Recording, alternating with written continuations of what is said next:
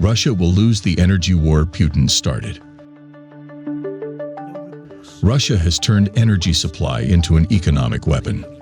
The strategy is obvious in Ukraine, where Russian drones and missiles are bombing power plants. But it's also evident in Europe, where Moscow has turned off gas taps and possibly blown up a gas pipeline.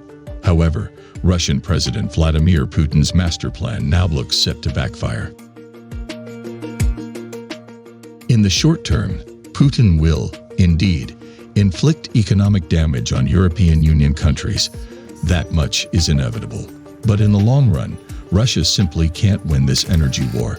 Putin's maneuver will only accelerate the demise of his country's energy sector and precipitate the loss of its coveted status as a global energy superpower. Russia's weaponization of energy has three objectives. The first, which was applicable when the gas taps were still more or less open, was to create uncertainty and prevent EU countries from preparing for what lay ahead. The second objective was to sap European economies, and on that front, Russia's strategy is working. The eurozone will likely register a recession next year. Putin's third goal, meanwhile, was to fuel political divisions in Europe by spreading the idea that sanctions are causing the energy crisis. This is, of course, an inversion of cause and consequence. It's Russia's decision to invade Ukraine that's causing the crisis. However, the narrative has gained some traction in the EU. In the short run, Europe is in a difficult predicament. An economic and social crisis is mounting as high energy prices fuel inflation and a cost of living crisis, which may well last for 2 or 3 years.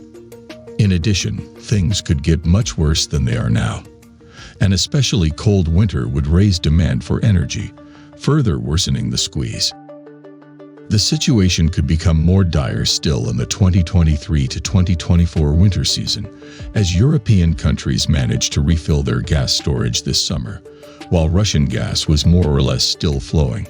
However, they may not be able to do so ahead of next winter. Clearly, there's no denying that times are tough for the EU, but there may be some comfort in the fact that Putin's strategy is bound to backfire. Moscow's blackmail has, once and for all, convinced EU countries that Moscow isn't a reliable energy supplier. And as a result, Europe's redoubling its efforts to shed its dependency on Russian hydrocarbons, with LNG infrastructure being built at a fast pace to boost imports from the United States, Australia, and Qatar. The first of many new LNG terminals will soon open in Estonia, Latvia, and Finland as well, and new gas contracts are being negotiated to boost supply from Algeria or Norway, for instance.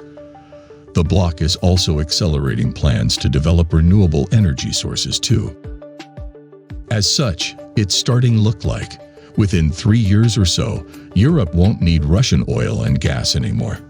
In just 2 months from now, the bloc will stop almost all imports of Russian oil, leaving Russian oil companies in need of alternative buyers for Russian crude. This shouldn't be too hard, as demand from China, India, and several other emerging countries is still high.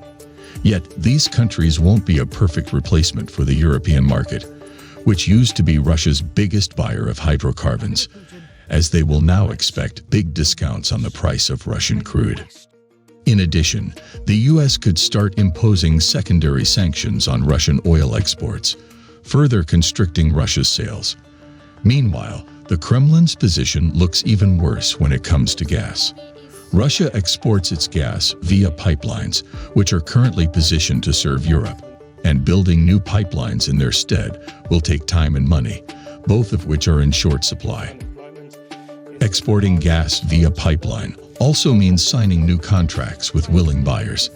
And here again, things look tough for Moscow, as China's currently the only country that could absorb more Russian gas, but Beijing is in no hurry to oblige. This isn't a surprise. The growth in China's gas demand has slowed, and Russia's also made it clear that it's not a reliable energy supplier. This is something Chinese leaders won't forget, and they will naturally seek to avoid becoming dependent on Russian gas. Given all this, it's no exaggeration to say things look dire for the Russian energy sector, which represents 1/3 of the country's economy, around half of its fiscal revenue, and roughly 2/3 of its exports. The International Energy Agency's (IEA) latest forecasts now assume Russia's annual receipts from energy exports will drop by more than half by 2030, all the way down to $30 billion from $75 billion before the war in Ukraine started. The IEA also believes that by 2030, Russia's share of globally traded gas will have dropped to only 15%, compared to 30% in 2021. The bottom line is stark for Moscow.